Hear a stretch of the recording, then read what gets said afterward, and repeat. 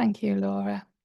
Good morning, everyone, and welcome to this webinar. So as Laura said, my name is Rachel Boyer-Blanchard. I'm the Instructional Design Specialist with UKAS. I've been with UKAS for over 27 years, and prior to joining the training department in 2021, I was working as an assessment manager within the healthcare section, assessing medical laboratories for well over 16 years. So I've got a lot of experience of undertaking this role, and I'm going to tell you a little bit more about it. So if this is the first time joining us today, we have conducted a couple of other webinars. This is the third one. The recordings of the previous two, where we've looked at the purpose of accreditation and then the journey of the applicant to accreditation, are both available on our YouTube channel. And we run these demystifying series of webinars regularly, with the next occurrence being in December this year, if you want to catch the previous two, if you haven't already done so. So the focus of today's webinar is the people that work within UKAS, and that's specifically looking at those technical personnel who conduct the assessment process and work closely with our customers. So these are the individuals who manage that reception of new applications, evaluate those applications, so conduct the process we call contract review, and pull together a proposal for the assessment approach. So our assessment managers are responsible for identifying the assessment team members and making sure that that team has the appropriate technical competence to conduct the assessment activity for which our customers are seeking accreditation. They're involved in designing the assessment programs and in assessment planning for our customers, and then delivering that assessment activity. And as well as that, they're responsible for closing those improvement actions when findings are raised, and liaising with the decision makers as part of that decision-making process as well.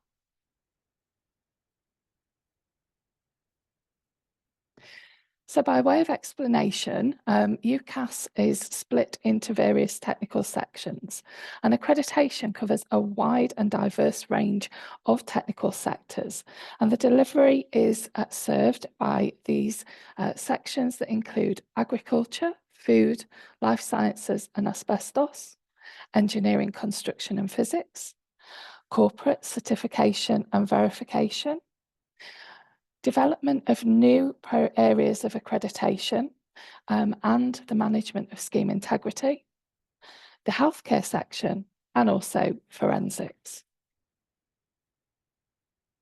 So each section will comprise of a section head who manages the programs of accreditation for their areas. The section then comprises of a number of assessment managers and senior assessment managers, all of whom have an expert understanding of their technical area and the industries that they serve. So, for example, the healthcare section includes assessment managers from backgrounds of medical laboratories, from diagnostic services and physiological services, as well as imaging services. Each assessment manager will receive new applicant customers when they submit their applications. And that assessment manager will manage that individual customer's accreditation journey. They are your main point of contact at UKAS. So at this stage, your assessment manager will liaise with you to discuss the overall path forward for you.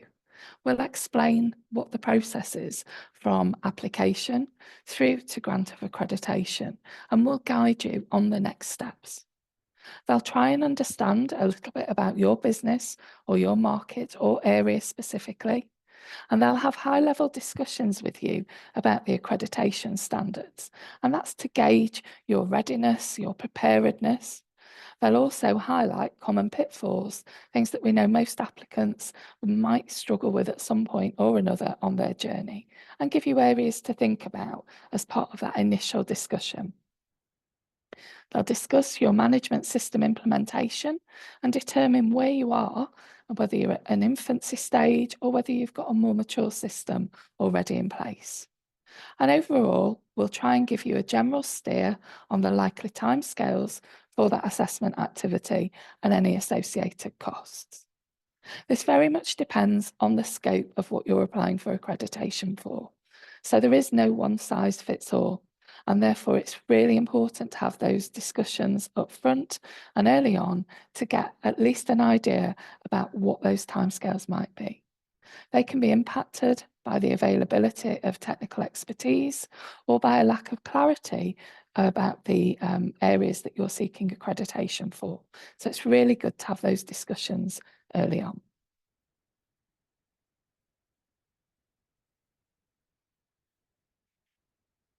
So your assessment manager will be responsible for defining that assessment approach. So they'll discuss with you and plan all of the different types of assessment. If you're a new applicant, they'll normally have a discussion with you about a pre-assessment step. This is a more informal assessment activity that's taken place usually by the assessment manager or a lead assessor and maybe one other technical assessor. And that's to evaluate your gap analysis and determine where you are in your preparedness for an assessment, to have a look at your overarching management system and determine if there are any gaps or anything that may be a showstopper at an initial assessment. But they'll liaise with you to agree the effort that's going to be required to conduct that, and then when that will be conducted. And normally a pre-assessment would be conducted within around a 3-month timescale from your application, again, dependent on that initial discussion and process of clarifying and the contract review process. If you don't have a pre-assessment, you may go immediately to an initial. It's quite unusual now. We find most customers will have some form of pre-assessment activity. Post pre-assessment activity, we'd expect you to proceed to your initial assessment within 1 to 3 months. Or if you go straight to an initial assessment, again, we'll try and plan that within 3 to 6 months, dependent on technical assessor availability. And again, that will vary dependent on the scope of the service for which you're seeking accreditation. So the initial assessment is that first assessment that will include everyone that's required from a technical competence perspective and include the full scope of the service for which you're seeking accreditation. As you can see here, the assessment manager will identify the most appropriate assessment approach. And normally for an initial assessment, that will be on-site activity. It may be supplemented with remote activity if you've got various sites that are geographically dispersed. But again, that will be agreed as part of that initial contract review and assessment planning process. At surveillance assessment activities, there will be some on-site activity, but that is normally bolstered by remote and desktop activity. And the team that conducts that activity will then be relevant to what's planned in the assessment programme. So the assessment manager will identify which is the most appropriate assessment approach, and they will build that into your assessment programme.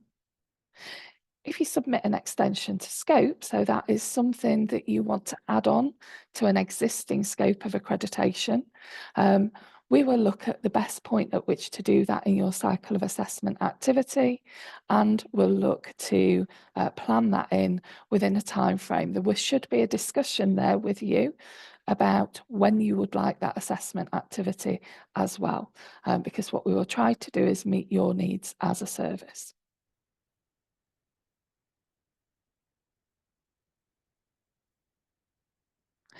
So how do we build the assessment teams? Your assessment manager may or may not be your lead assessor, but you will have someone who conducts the assessment of your management systems. They'll be accompanied by technical assessors and/or technical experts that are relevant to the scope of your accreditation. So it may be that it's a biomedical scientist and a consultant clinical scientist, or a medical consultant that conduct the assessment activity. And for some aspects, they may be joined by technical experts in that field. In healthcare, we sometimes use lay assessors on our assessment activity so that they can have an impartial view of how organisations are functioning and then feed into that assessment process. We sometimes ask for observers to be included within teams, and that is part of our training processes. So it's part of our induction for all new assessment managers to go out and observe assessment activity. It may be a new technical assessor who we're training up, and we'll ask to see if they can come and observe. And UKAS, as part of its role as the national accreditation body, also works and provides advisory services to accreditation bodies that are developing. So we may well ask for your organisation to participate and support a study visit with observers joining the team from other national accreditation bodies. As part of this development of the assessment team, the assessment manager has to consider technical competency criteria. So those are often referenced as TCCs when you're having discussions with our assessment managers. And we also encourage a discussion about the potential for conflicts of interest. So if, for example, you're a competitor and we're suggesting an assessor who works for a competing provider, then please feel free to raise that as a conflict of interest. And we will look for an alternative technical assessor or expert if there are any potential conflicts of interest declared. We do ask our technical assessors to declare any known conflicts of interest, so they are made aware of the organisation that we're considering adding them to the assessment activity for, and we ask them to make sure that they're clear if there is any conflict of interest, so that the assessment manager can have that discussion with you before we get on site.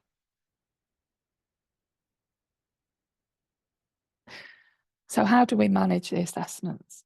We gave a brief outline of the types of assessments that your manager will be organising for you.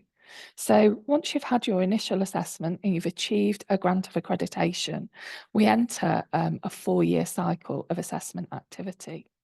You have 3 surveillance assessments. The first surveillance occurs 6 months after your grant of accreditation activity and will happen in the month that we call your profile month. So be given that profile month when you're given your grant of accreditation. And that first assessment activity, surveillance activity, takes place in that month. And there will be a specific plan for that activity that has come out of your initial assessment. That 4-year programme is built on the back of that initial assessment activity. And that's where we start to look at specific clauses in more detail, but we won't necessarily cover the full scope of your service or the standard in each of those, in the individual surveillance activity. We would endeavour, though, over that 4-year programme of assessments, to cover all of your activity at least once more within that cycle. And there are some aspects that we have to look at every year, such as how you manage non-conforming work, how you perform in any quality assurance processes, and your management review, just to name a few of those items. At the end of those 3 surveillance activities, you go on to your reassessment. This covers the entirety of your scope and the standard, and it's a top-level review again. We also will look at internal calibrations if you're conducting those in-house, and we'll also plan to look at sector schemes as well as part of that 4-year programme, and additional functions such as subsampling.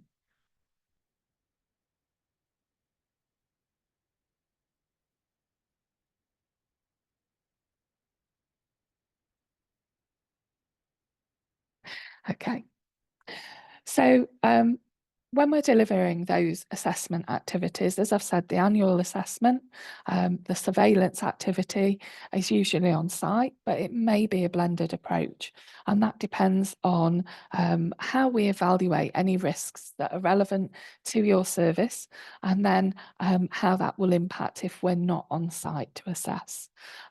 The onset of COVID enabled us to develop a robust remote assessment approach, as well as our on-site approach. So it's quite likely that you may get a blended assessment at surveillance activity. It does depend on the technical competence, the scope of your service, and the evidence of conformity that you've shown at your initial assessment and any other subsequent surveillance activities. For each annual assessment, we agree the dates in advance, and the assessment plan is sent to the customer in advance. We will request documents from you, and those documents are to enable our teams to prepare for that assessment activity. So they're not going to have as much time as they would on a reassessment or an initial assessment activity. So they want to have a look at some of those documents. That normally relates to things like your procedures, so those documents that describe how you do things, and then the evidence of how you're performing as well. If you've got an assessment manager who's acting as a lead assessor or a lead assessor on behalf of that assessment manager, then you will have an opening meeting, an introductory meeting, where that assessment manager will set the scene for the assessment activity. They'll introduce any relevant technical assessors that are joining them, and they'll have a run through of what the plan is for that assessment visit. At that point, they're going to want to agree with you who's going to agree improvement actions should any findings be raised. And they'll also manage any private meetings, so any meetings that are required with other members of your teams and with the technical assessors as well. At the end of any assessment activity, there should always be a closing meeting. That closing meeting is the opportunity for the assessors to feedback, and it should be a meeting where you get that feedback on what evidence of conformity is being observed, as well as any areas where improvements might be required in order to demonstrate ongoing maintenance of accreditation. At that closing meeting, the assessment manager or lead assessor will also provide you with a recommendation. And that recommendation at surveillance activities is a decision whether they're going to maintain or not. And at initial assessment and a reassessment, it will be a recommendation to a decision maker on a grant or a renewal of accreditation. Likewise, if you add in an ETS, they will also make a recommendation to a decision maker on the scope of an ETS as well. But that feedback should come back in the closing meeting so that there are no surprises post-assessment activity.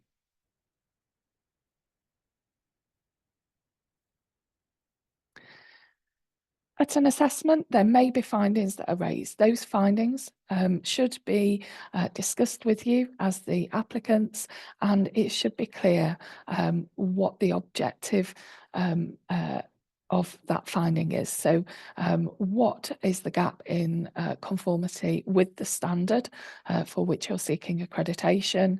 And then together, you will propose what your improvement action is going to be, and the assessment manager and technical assessors will discuss that with you.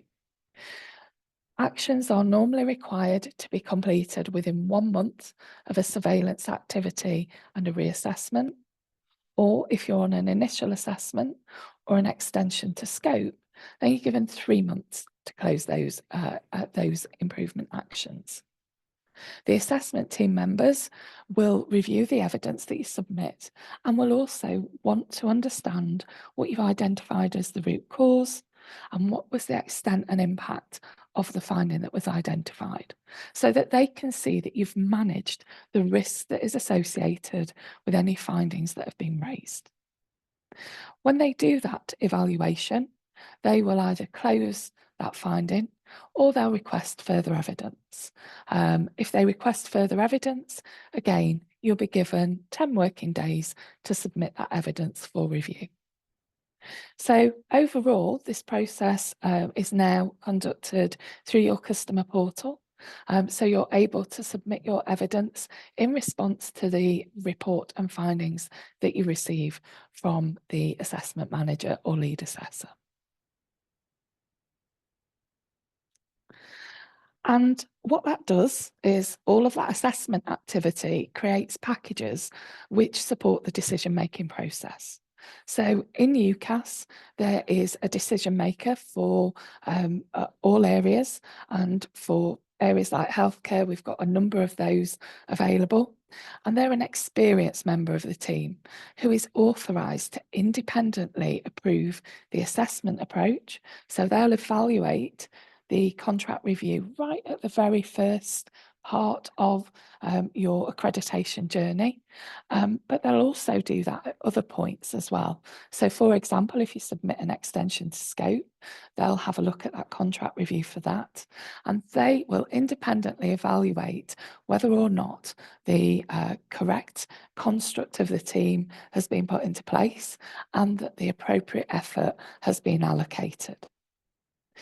The decision maker is also then involved in the review of the outcomes of the assessment activity. So they review all documentation. So that includes things like the application form that you submit, or the AC form, the accreditation category form.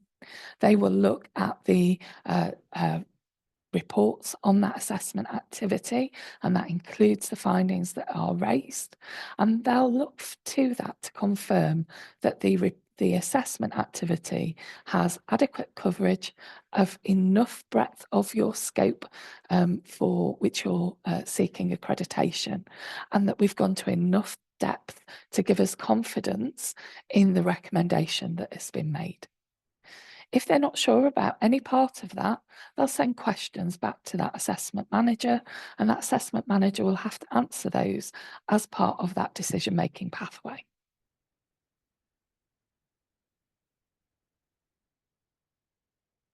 So what can you expect from your assessment manager? They are your first point of contact within UKAS. They should be agreeing dates for assessment 4 to 6 months in advance where that is possible. The assessment plan is sent 4 weeks in advance of the assessment, or should be. And the final report should be completed and issued to you within 5 working days of that final assessment day, so that you aren't kept waiting and there is enough information there for you to feed back into your management teams and to start progressing those actions that have been left with you. So what next? So as you will probably be aware, if you're interested in becoming an assessment manager, then we have a variety of places where you can find that information. That includes our UKAS website, and we regularly post on LinkedIn where we're looking for areas of expertise to join our assessment manager pools. If you're interested in becoming a technical assessor to be part of those assessment teams, again, we post on LinkedIn any areas where we've got gaps that we're wanting to recruit into.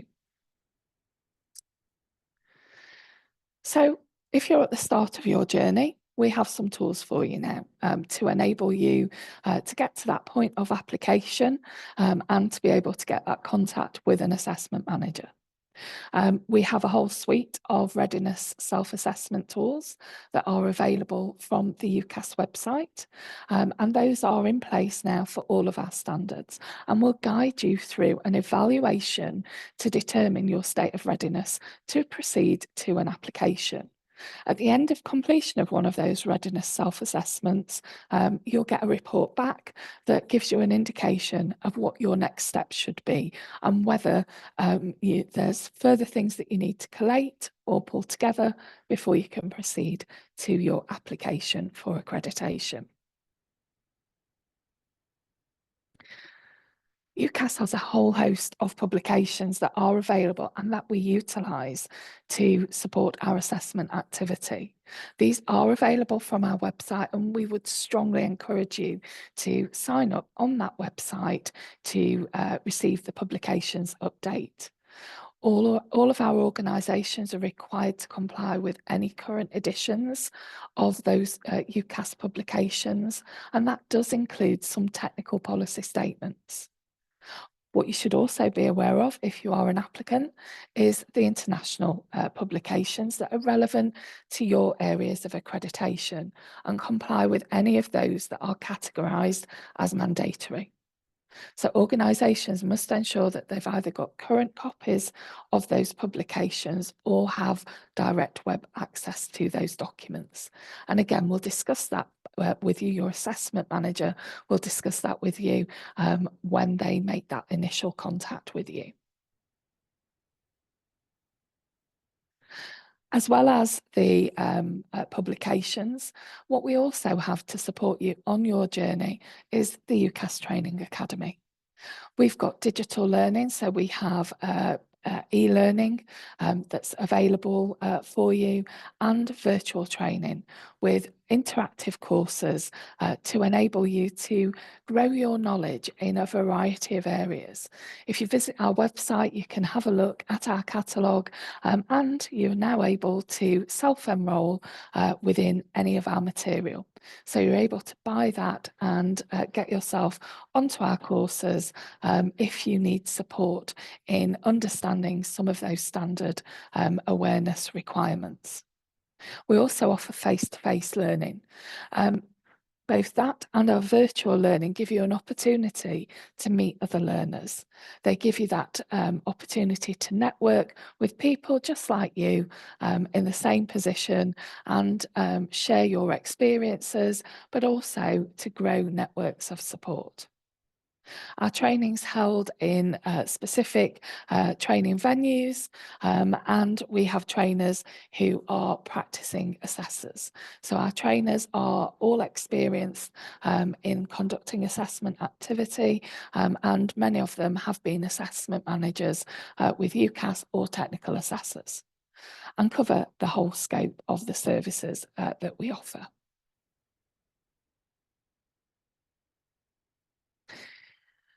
This slide just gives you the general contact information. So if you are interested in contacting UKAS, if you've got any general accreditation or technical enquiries, our email at info@ukas.com is the place to start. If you're considering applying for accreditation, we have an experienced sales support team who will be delighted to help you through that journey, through that process, and direct you to any supporting information or answer any questions. They have direct access to our technical focus persons and our accreditation specialists within section who can help them to support you in your application journey. And then, as we've just described, we've got our training courses. Our training courses are designed to support the growth of your awareness about individual standards. And then we've also got courses that take you one step further in terms of internal audit, as well as providing some very general information about quality management systems and how to start off implementing those as well. So that brings us to the end of our presentation and leaves us now with some time for questions. So over to you, Laura.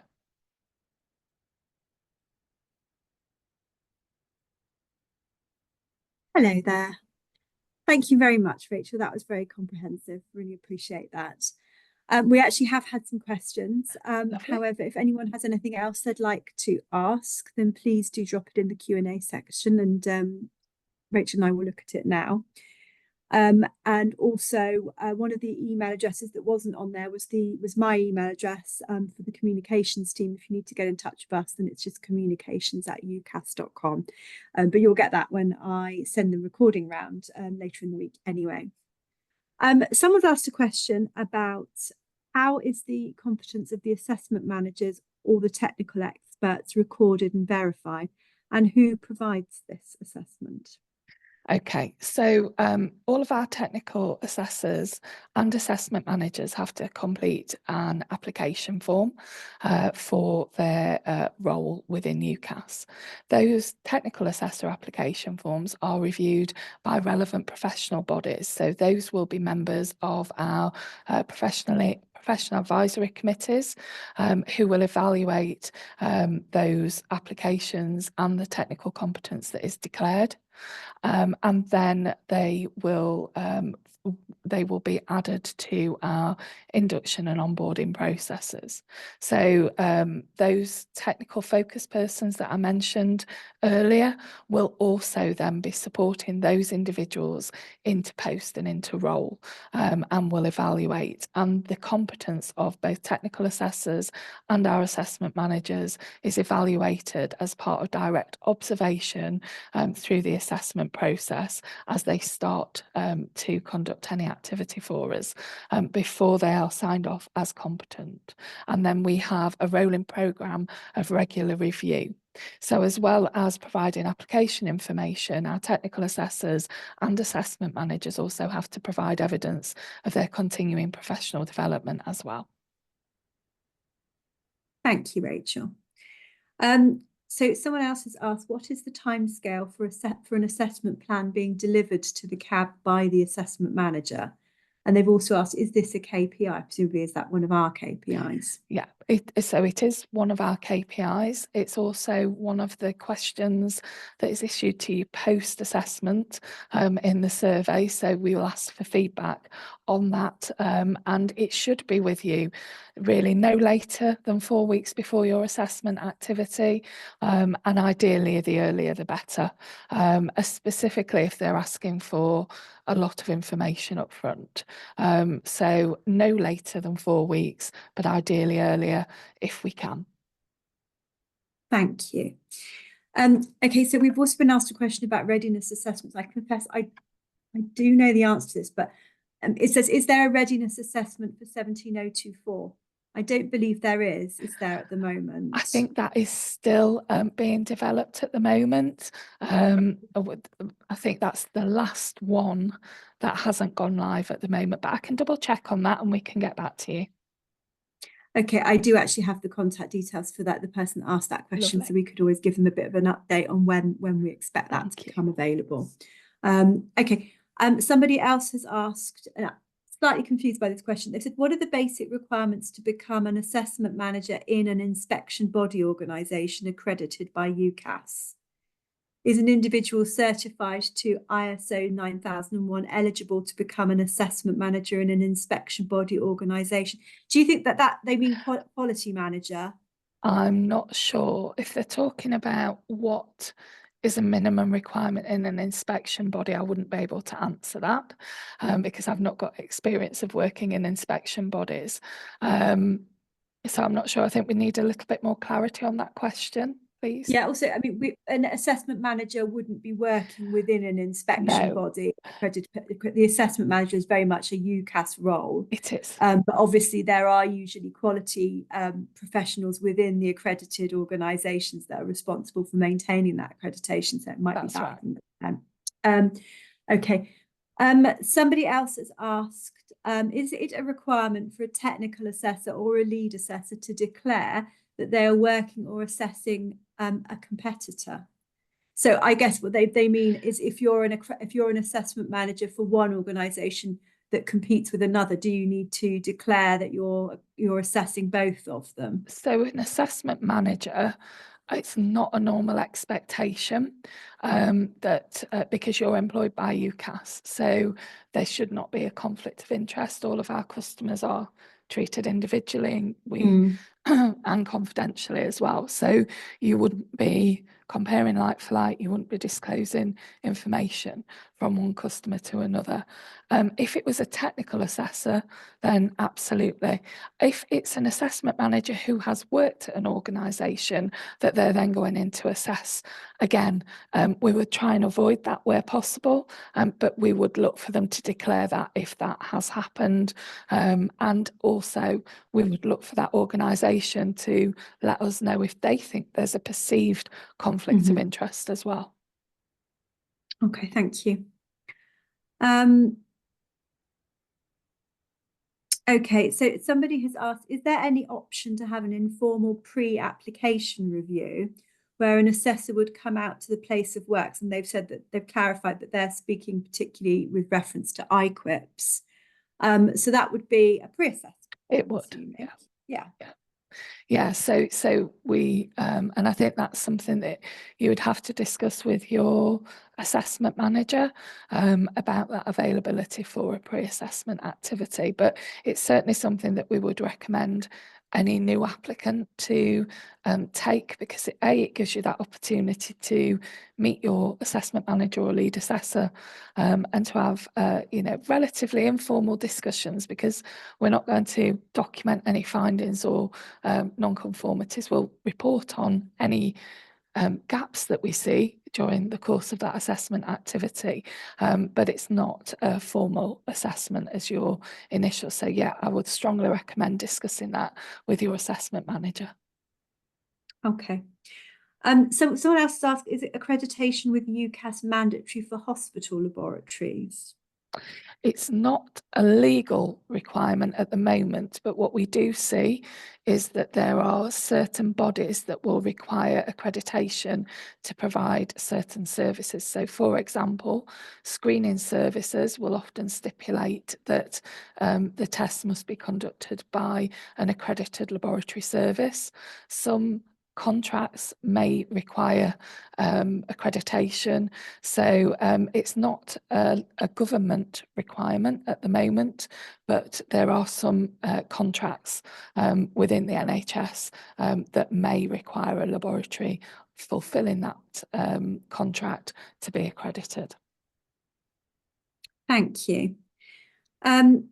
Staying around sort of med labs, what are the requirements and qualifications necessary to become an assessment manager in medical laboratory ISO 15189 as an international applicant? Okay, it's more, I suppose it's more difficult from an international applicant, and I suppose what might be best for us if we've got that person's details, if we liaise with our talent acquisition team and they could have a conversation with them directly.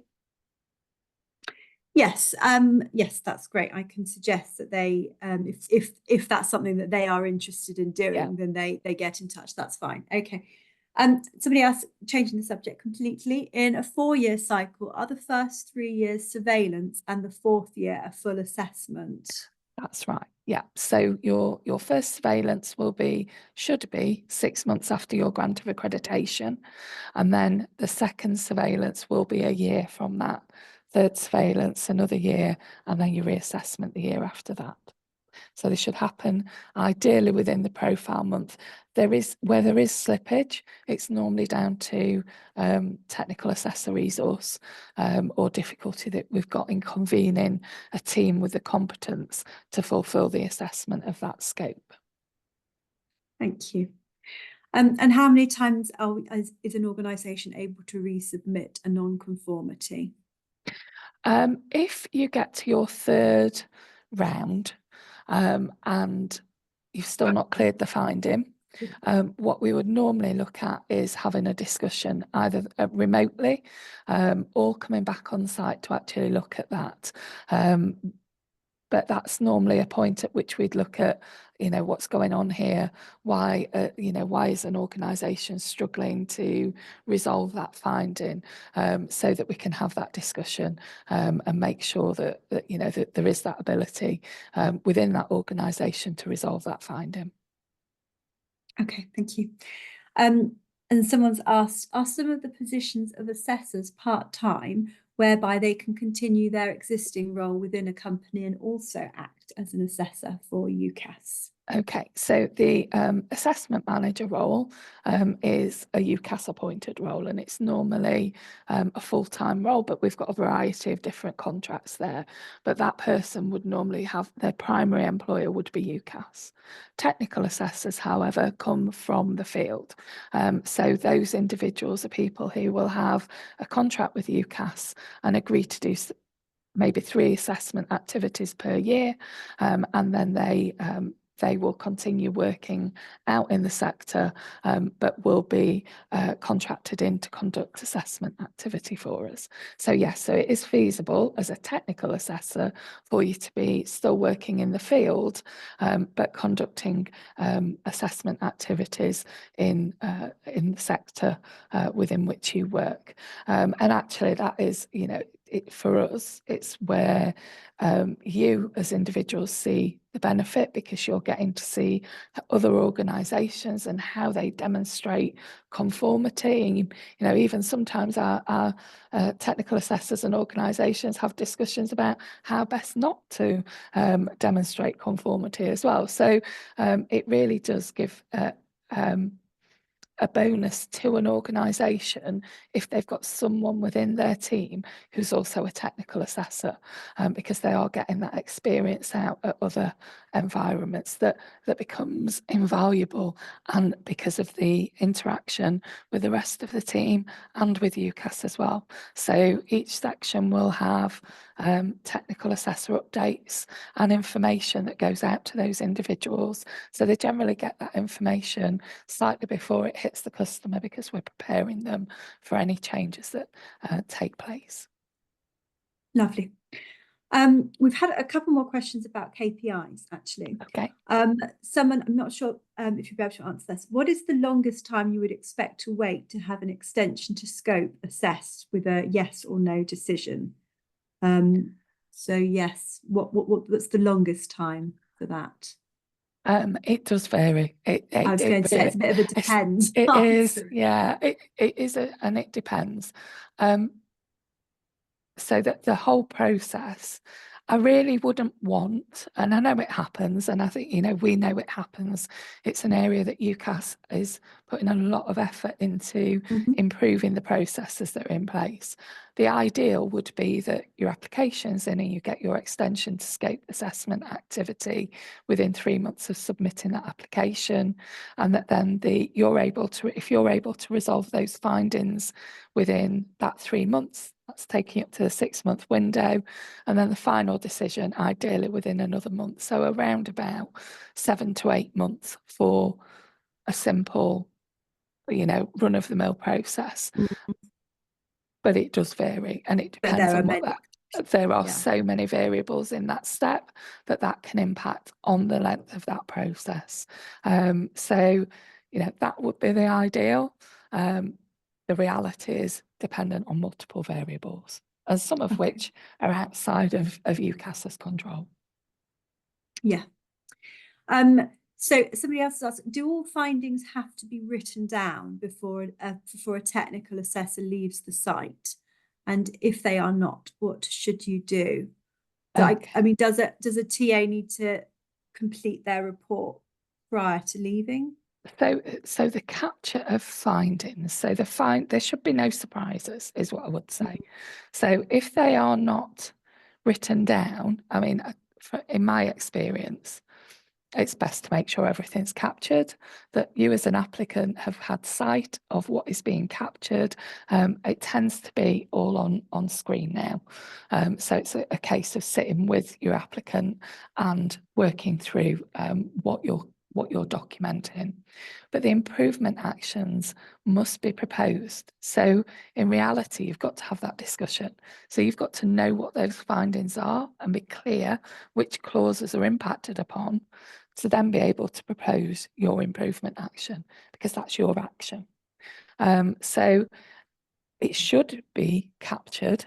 If you have incidents where it isn't, again, I would want to understand why it hasn't been. Has there been some technical issue? Has there been some problem?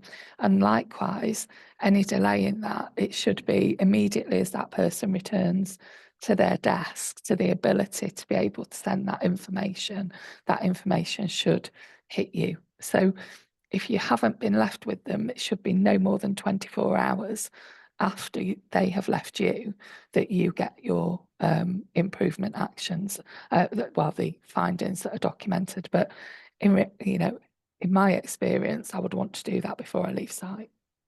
And if that doesn't happen, what recourse does the customer have? Would they contact their AM and just say we have? Absolutely. Yeah. Yeah. Discuss that with your assessment manager. If they're not present during that assessment activity, then reach out to them as soon as possible so that they're aware of that. I would expect if the technical assessor has left site without doing that, they have also informed the lead assessor or the assessment manager, but please reach out to them. Let them know that this hasn't happened so that we can then manage that as effectively as possible and make sure that you get that information. As I say, there should be no surprises when you get those findings and when you get your report. We've had a few questions around conflict of interest with regard specifically to technical assessors who are working in the field. So they've said obviously they'll need to identify any conflicts, for instance, if they were asked to assess one of their competitors.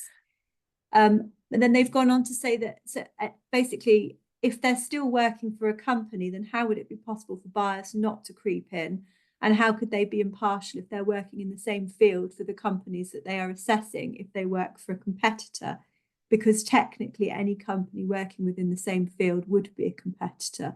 And I think probably depending on the sector you're looking at, that may or may not be the case. So for instance, healthcare, possibly less so, I would say. Yeah, I think we're probably talking about some of the certification bodies where this is much more likely.